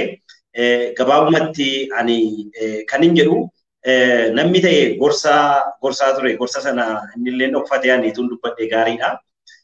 Ituu afaan biraatiin hojjettee kana caalaa milkooftaa. Kanaafi ituu miidiyaa isaa geeddarimee yaadeetu kaasanii maaliif miidiyaan geeddaramaa ituu isin jirtanii ituu hawaasni kun hundumtuu jiru maaliif miidiyaan geeddaramaa hin dandeenyuun maal itti kaffallaa subscribe gochuu maal kaffaltii maal nu gaafata komentii kennuun like gochuun wantoota garaagaraa warra kaaniif share gochuun carraa warri kaan ilaalanii akka itti fayyadaman akka irraa gargaaran ta'eefi please gama kanaan hirmaannaa guddaa godhaa. El Gibor Media search godhaati dhaqaa subscribe godhaa obdii media subscribe godhaa warra kaaniifis share godhaa irraa hirmaatanii eebba kana inni guddaan dhaloota kana wangeelaan ga'uudha duuka buutuu Kiristoos gochuudha kaayyoon keenya kaayyoo biraa hin qabnu biizinasii biraa hin qabnu hamma yoonaa obboleessi koo faayidaan argadhe tokkittiin qabu gama kootiinis isin tajaajilurraa kan hafe gama kanaan qarshii irraa argachuudhaaf yookaan faayidaa biraa irraa argachuudhaaf hojjetamaa jiru. Kanaaf dhaloota biraa ga'uu gahee keessan bahaa nuun ituu isin jirtanii itoo obboleessi koo nama hamma kan hordofan jiranii miidiyaa geeddaruun irraan eegamu dhaamsa gamanaa qabu dhaamuun barbaada. Egaa gara qabxii koo isa gara xumuraattan deemaa jira waan ta'eef gaggabaabsee dubbadheen xumuraa. Inni guddaan maal barbaadu jarri kuni sooshaal miidiyaa irratti ba'anii namoonni akkas godhan kun maal barbaadu yoo jenne waa sadiidha kanan kaasuu barbaadu. Inni guddaan inni hangafa qabeenyadha. Qabeenya qarshii garagaraa maateeriyaalii garagaraa barbaadu sirraa barbaadu jechaadha. Kanaaf jaalalli kan inni jalqabu qabeenya kee namaa kennuurraa qabeenya kee namaa bittinsuurraan jalqabamu. Indiyaa'u namni sin jaalladhe siin jedhee ati biyya ormaa jirtaa rakkattee hojjechaa jirtaa waan gatii guddaa baafteetu anati biyya sana keessa jirtu sii gadduu qaba. Sii gaddamuu qaba malee sirraa saamuun hin malu cubbuudha kun yakkadha kun. By the way, mobaayilii by the way namoonni feek ta'an kuni lama dubbatanii tokko guyyaa lamaa booda gaaffii isaan sin gaafatan qarshii naa ergii kana rakkadheen jiraa jedhu mobaayilii naa ergisiin jedhu kompiitara naa ergisiin jedhu meeshaa elektirooniksii kan biraa naa ergisiin jedhu namoonni kun gaafa gaaffii kana gaafatan walitti dhufeenyi keessan kan faayidaa akka ta'e immediately sii galuu qaba. Walitti dhufeenyi keessan kan inni irratti hundaa'e faayidaa irratti ta'uusaa. Namni jaalalaaf sitti siqee gaaffii akkasii sin gaafatu. Wanta akkasiitiin faayidaadhaan sin jiqqu. Sababiin isaa siif yaada, siif dhiphata. Biyya sana keessa jiraachuu keetiif yoom dhuftaa, yoom biyya kee galtaa si yaadda'a malee waan biraa irratti inni si rakkisuu keessatti gahee hin qabaatu jechuudha. Inni kan biraanii fedhii fooniiti. Namoonni kun fedha foonii qabu, fedha foonii isaan maraachaa jira.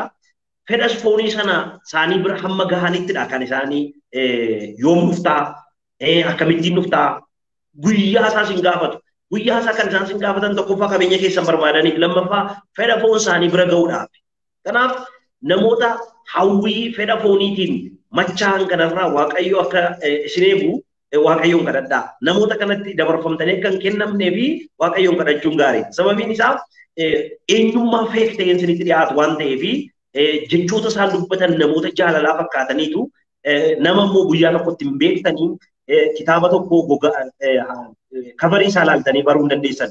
Muka tokko baala isaa laaltanii baruu hin dandeessan. Gaafan ija godhatudha. Through process eenyummaan namoota kanaa ifatti ba'aa mul'achaa deema. Inni kan biraanii hawwii gara maleetiin guutamu jarri kun.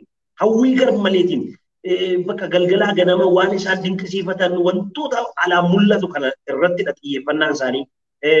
Haasaa keessan daangaatti gochuun gaarii. Dubbii keessan daangaatti godhachuun gaarii. Maaliif haasaan keessan gaaf tokko waan biraaf waan taaneef ooluu danda'a. Suura kee naa ergisiin jedhu, qullaa kee naa agarsiisiin jedhu. Wanta baay'ee yellaasisaa meeqatu eddasii boodaa ati riyyaa qotettee eenyummaa keetti agarsiistaa, uffata ofirraa baaftee qullaa keetti agarsiistaa. Sana boodaa dabarsee hamaatti si laataa jechaadha. Yookaan qarshii naa laattaa yookaan immoo iccitii kee kanan baasee addunyaatti kennaasiin jedha. Gaaf sana iccitiin kee addunyaatti akka hin kennamneef waan qabdu hundumaa laattee harkaa baataa jechaadha. Kanaaf kanarraa of eeggachuun, iccitii of eeggachuun, haasaa keenya daangaatti gochuun, qarshii keessan karaa isaa hin godhatina. Paaster waa'ee kanarratti baay'ee dubbateera. Yoo dandeessan maatii keessan itti ergadhaati. Maatiin keessan waan isin barbaachisu isiniif bitanii, isiniif godhanii karaa harka nama sadaffaatiin saamamuun haga'u. Boo'ichi obboloota keenya dubaraa haga'u. Boo'ichi obboloonni dhiiraas boo'aa jiran hin saamamnee haga'u. Kanaaf gowwoomsitootaan saamtuudhaan hin saamaminaa jechuun barbaada. Furmaanni isaa maali isa jedhuuf inni jalqabaa jaalalli wal baruu. Jaalalli wal baruu dhanneen immoo karaa sooshaal miidiyaa qofaatiin miti. Qaamaan wal baruu, hiriyyaan wal baruu, maatiidhaan wal baruu, hawaasa naannoo isaa jiru wal baruu, hawaasa naannoo ishee jiranii wal baruu. Kanaaf nama tokko duwwaa irratti haasaa nama tokko irratti duwwaan xiyyeeffatina naannoo isaa sarchi gochuun jireenya isaa sirrii diippilii baruun yookaan kan ishee baruun baay'ee barbaachisaadha. Namoonni baay'een asirratti jireenya feek ta'een gowwoomfamaa jiru waan ta'eef.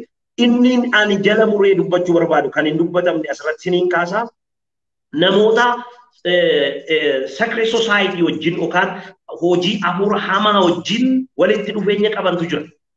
By the way, karaa social media kana wal baranii simfuudha jedhanii edda waamanii booda nama seexanaaf aarsaa godhan dhiiga ishee dhangalaasanii ajjeesanii badii gurguddaa kan isaan irra ga'e baay'ee an argeera waan ta'eef please of eeggadhaa nama hin beekne bira hin deemina lafa hin taane hin deemina lafa dhoksaa hin deemina gaaf tokko iddoon taanetti sin beellamuu danda'a kotta sitti siin jedhuu danda'a yookaan immoo kotta sitti siin jechuu dandeessi nama harka nama hin taane keessa galuu dandeessa waan ta'eef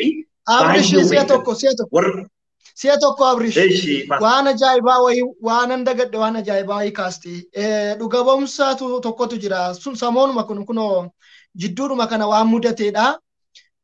Waa'ee nama kana namni kun lammii biyya biraa waan ta'eef afaan Oromoos nama danda'u. Hordoftoonni keenyas nama kana waan hin beekneef isaaniif immoo fakkeenya waan ta'uuf nan kaasaa nama baay'ee kadhannaadhaaf gara koo dhufee maal na gorsita jedhee tokkotu ture jechuudha. Namni kun biyya biraadha kan jiraattu shamarranii lammii biyya biraati jechuudha. Gaa'ilan dhaabbannee kadhata yeroo dheeraan booda waldaa kiristaanaa keessatti mucaa akka ta'e tokko faarfatu akka faarfataa of godhu tokko argite. Waa'ee mucaa kanaa namni ta'e tokko mucaa dhiiraa kanaa namni ta'e tokko dhaqee itti himaa jechuudha. Mucaan kun nama gaariidha jedheetu itti himaa jechuudha. Gaariidha jechuu bira darbeetu iyyuu hoomleesiidha maatiin qabu mana hin qabu nama karaa daarii jiraatu jennaan baay'ee gadditee namaaf immoo yaaddi obboleettiin kun obboloota maatiin qabneef baay'ee gargaarti lapheen ishii cabee bakka itti heerumuun qabaa jettee ofii jireenya gaariirra jiraatti walii galanii jechuudha. Walii galanii ittuma muddanne mucaan otoo amma jireenya isaallee hin qulqulleessin hin qoratin sirriitti otoo hin qoratin jechuma namni jedheen sana dhageessee karaa biraatiin immoo bakka rakkina keessa jira isa jedhuun hojii hin qabu isa jedhuun gargaaruudhaaf jettee gaa'ilatti seente jechuudha. Gaa'ilatti gallee galgala sana nuyi waliin ciisuudhaaf algarra yeroon dhaqu baay'ee qaama koo keessaa waanumatti akkuma nama elektirikii ta'e qabee tokko sheek na godhe jetti. Baay'ee nagaa na dhoowwate baay'ee boqonnaa na dhoowwate achumaan utaalee algarraa ka'e wajjin hin ciifne gaafa sana jetti. Guyyaa lammaffaas keessi koo na dide wajjin hin ciifne jetti. Innaa gaafa guyyaa sadaffaa edaa yeroo ilaaltu namichi gurbaan bahee dhugaa machaa'aa akkasumas nama abbaa barbaade wajjin jiraatu ture jechuudha. Baay'ee naatee boochee atimmaa nama akka kanaa akka taate sin beeku eenyummaa kee dhoksitee dhuftee jireenya koo burjaajiste si wajjin hin ciisu jetteetu waliin ciisuu diddee baate. Na wajjin ciifta malee jedhee qabee morma qabee lubbuu keessaa baasuudhaaf hudha keessa yeroo qabu iyyitee lubbuudhaa keessaa bahuudhaaf jiru ollaan namoonni garaagaraa qaqqabanii buusisanii 911 itti bilbiluudhaaf mirgi dubartootaa ispeeshaalii gara biyya Ameerikaa kanatti baay'ee eegama. Hiisisuudhaannaan ni miidhama maneedhaatti tortoraa hin bilbilinaa jettee dhoowwite amma hangammaa namicha sana wajjinis hin ciisne mana hojiis galchitee hojii jalqabsiisteetti mana ofiishiitii garuu itti dhiiftee isaaf dhiiftee baatee mana kireeffatteetu jirte.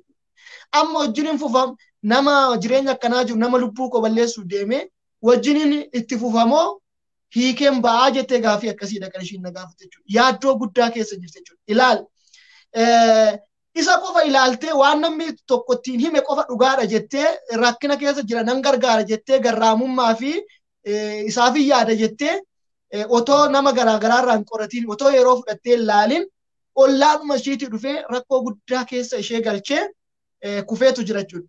Akkuma kana gaatu namoonni amala garaagaraa gibra sadoomaawwinnatii shaakala kan qaban luusiferii wajjin hidhata kan qaban waan baay'ee ciigasisaa waan baay'ee ulfaatatu jira bara kana jechuudha. Kanaaf wal baruun ati eenyu maqaasaa jireenyasaa jiruusaa lafa hojiisaa maatiisaa hiriyootasaa ditteel baruu sanaafis yeroo fudhachuun baay'ee barbaachisaa jechuu fi galatoomi.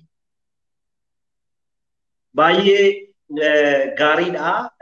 Kanaaf eenyummaa nama gadi hin beeknee fi cal jedhanii walitti dhufeenya akkasii uumuun akka tasaas wantootuma garaagaraa keessa galanii argamuun namoota secret society jedhaman yookaan immoo aarsaa seexanaa fi nama dhiyeessanii fi saaxilamuu danda'u. Namoota baay'eetu kanaaf saaxilama. Sinfuudha jedhanii isheen dubaraa dhiira fakkaate isa dhiiraa goomsiti.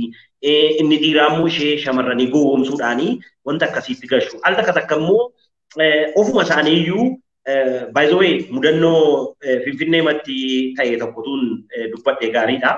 Inni tokko karaarra taaksii dhaabadhee eeggachaa jira. Mucayyoon konkolaataa manaa qabattee baay'ee miidhagduu qaamni ishee baay'ee bareedu liiftii naa kennitee. Liiftii naa kennitee naananii duukaa deemee. Ituma duukaan deemaa jiru eessa deemuu barbaaddaa naannoo piyaasaan deemaa jedheen deebiseefi. Okay. Ani immoo mana galaan ture siif jedheenanii si gargaaruuf kan deemaa jira waan ta'eef boorsaa koo kana manatti drop godheeni yooni si duukaa deeme yookaan immoo mana kaawwadhee yoon si duukaa deeme maal ta'a jennaan ishii atuu konkolaataa onaa eeyyamtee kana si eeyyamuun natti ulfaatu kaawwadhuuti na gaggeessin jedheeni. Achi booda gara mana isheetti oofuu jalqabdee balballi guddaan tokko hin banamee olan galee achi booda hin beekodhe konkolaataan suni namootuma irree gurguddaa qabantu dhufee balbala cufee sana booda gabbinaa keessaa na fuudhanii morma koorraa injekshinii wayinaa laatan marfee wayina waraananii ofan wallaalee achi booda guyyaa biraattanii dhanni koo mucaan akkas jedhu dhiiradha baay'ee dhiiradha. Innaa dhanni koo hundumtu dhiiga duwwaa ta'ee bosona keessatti nagatanii of argee achi booda buleenan of bareeda. Sababa kanaaf namoonni akkas wantoota hamaaf saaxilaman baay'eetu jiru. Kanaaf jaalala akkasii jaalala fakkaatee kan namatti dhufan namoota nama gargaaran fakkaatanii namooti namatti dhufan jiru waan ta'eef by the way mucayyoon sila dogoggorte sunis nama gargaaruu fi jaalalli baay'ee wanta garaagaraati. Oolmaa namaa ooluu fi oolmaan kan inni deebi'u oolmaadha. Nama rakkate gargaaruun qabeenyaan malee gaa'elaa miti. Kanaaf gaa'elli baay'ee sirrii ilaalamuu kan qabudha. Inni kan biraan ani furmaata taa'ee kan inni dubbadhu eenyummaa sirriitiin namatti dhiyaachuudha. Eenyummaa feek ta'een namatti dhiyaachuun gaarii miti. Bakka maqaa keessa sirriitiin, jireenya keessa sirriitiin, bifa keessa sirriitiin, amala keessa sirriitiin namatti dhiyaachuudha. Kanaaf gaafa kun ta'u namni sun eenyummaa maqisa dhugaa sanaas jaallate waan ta'eef gaafa qaamaanis si argu, gaafa bifaanis si argu, gaafa mala keessa argu wanti haaraan ta'u hin jiru jaalalli itti fufaa jechaadha. Gabaabumatti jaalala wal baruu gaariidha. Jaalalli wal baruu keessattidha. Inni lammaffaan hojii afur hamaaf akka hin saaxilamne of eeggachuudha. Inni sadaffaan eenyummaa sirriitiin dhiyaachuudha. Jireenya feek ta'een akka hin dhiyaanne of eeggachuudha. Inni dhumaa fi jala muree dubbachuu barbaadu raajota sobduurraa of eeggachuudha. Raajonni sobduun bara kana keessa dhaloota nyaachaa jiru. Ammas jala mureen dubbadhaa raajota sobduurraa of eeggachuudha. Keessumaa namoonni biyya alaa jiran hojiidhaan baay'ee muddamaa oolu, biizii ta'anii oolu waan ta'eef nama isaanii kadhatuun barbaadu. Isaanis immoo waan isaan barbaadan beeku. Keessumaa warra shamarranitti akka itti dhiyaatan beeku. Namoota gaa'ela hin dhaabbanne dha'oo ta'e sinfuudhaadhaan itti dhiyaatu.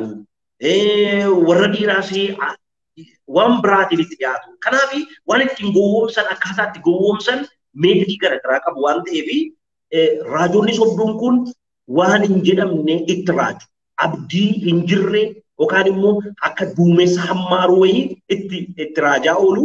Sana booda namni sun abdiidhaanii mirqaananii keessi isaanii gammadee nama waaqayyoon natti dubbate raajiin natti dubbate dhaniitu dogoggoruu jechaadha. Dogoggora hamaa keessa galu jechaadha. Sana booda namni sun hojii wangeelaadhaa fi waldaa dhaabbadheenii kaameraa bitachuun barbaada, kiiboordii bitachuun barbaada, ituu isin jirtanii immoo narra akka dhaareettiin jedhaa. dhuguma to'ani jiru namni waaqayyoo maaliif rakkataa nama kadhannaa to'idanii fuudhanii hammaaranii qarshii isaanii itti laatu jechaadha. Kanaaf yoo kennuu barbaadde garaama keerraa akkasutiin hojii wangeelaaf isa barbaachisa hidhiiti nama barbaadduuf yoo kennuu barbaadde kennirraa kan hafe gaafatamtee kadhatamtee sossobamtee inni namni kadhannaadhaan fakkeesse meekaappii kadhannaa itti dibee raajii sitti raajee birrii saamu hattuudha. Jala mureen sitti himaa hattuudha. Isa akka nama kiisii kelixee birrii saamaa jirutti lakkaa'ii garaagarummaa tokko hin qabanii maqaa waaqayyootiin si saamuu isaati malee garaagarummaan isaa garaagarummaa kan biraan qabu si saamaa jira. Obboleettii koo hin saamamiini. Obboleessa koo hin saamamiini. Kanaaf sagalee waaqayyoo yoo sitti hime yoo sii kadhate hojii isaati. Anamma fakkeenyaaf sii kadhachuun hojii kooti. Paaster sii kadhachuun hojii isaati. Qarshiidhaan sii kadhanna miti. Qarshiidhaan si tajaajilla miti. Kanaaf kennaa nutti kennamedha. Nuun qarshiidhaan hin jijjiirru kennaa kana. Kennaan kun hin jijjiiramu qarshiidhaan. Kanaaf namoonni kadhannaa qarshiidhaan bituu barbaaddanis mee tasgabba'aa yaada keessanitti deebi'aa. Namni waaqayyoo isinii kadhachuu barbaadu garraamummaa isaa isiniif kadhatu. Kanaaf gabaabumatti maqaa raajummaatiin raajonni sobduun sooshaal miidiyaatti nam'anii kadhannaa nuuni birrii akkasiitiin kadhannaa yoo kana kaffaltan akkaawuntiitti yoo ergitan isinii kadhannaa jedhan bara kana keessa as yaa'aa jiru waan ta'eef adaraa keessan hin nyaataminaa of eeggadhaa isiniin jechuun barbaada. Waaqayyo bara keessan jireenya keessan kana eebbaa godhu. Ameen. Waaqayyo si'a eebbisu. Abrish waan dubbannu waan baay'ee dhimma irratti isin gorsinu guddaa qabna. Yeroo nu daangessaa kanarraa asuma irratti dhaabna. Barumsi keenya mata dureen hibboo gaa'ilaa guyyaa kibxataa yeroo mara sa'aatii 11tti barsiisnu itti fufaa. Waan har'a hin kaasne barnoota keenya kana booddee jiru keessatti kakaasna. Sagantaan keenya irraa sagantaa addaati. Har'a asuma irratti xumurra. Sagantaa isa kanammoo bakka lamatti kutuudhaan kutaa tokkoffaa kutaa lammaffaa godhee bakka lamatti kutee YouTube irratti nan fe'a. Linkii YouTube irra jiru hiryoota keessaniif ni qooddu. Waaqayyo isin haa eebbisu. Baay'ee isin jaallanna. Sababa isin jaallannuuf sababa isiniif of eeggannuuf amma waaqayyoon nu gargaareef nutti agarsiise isiniin ga'uudhaaf toora kanarra deebinaa. Akkuma jennee obboleessi keenya Abrahaam asirratti argitan itti gaafatamaa waldaa baay'eedha. Barreessaa Sinoodosiiti. Waldota baay'ee lakkoofsi isaanii hedduu fi guddaatu hooggansa isaa jala jiru. Barsiisadha. Barreessaa kitaabatii. Nama maatii qabu. Nama hojii gurguddaa hojjechuu danda'u. Sa'aatii hammaa kana taa'ee kitaaba tokko barreessuu nama danda'u. Hojii guddaa hojjechuu nama danda'u. Garuu yeroo isaa gubee toora kanarratti ijoolleen waaqayyoo obboloonni koo haa fayyadamanii hin kufin hin badin miidhamin jedheetu iddoo kana taa'eetu hojjetaa jira. Otoo barsiisee barumsa tiyoolojii kireeditiidhaan birrii baay'een kaffalameefi nama barsiisuu danda'udha.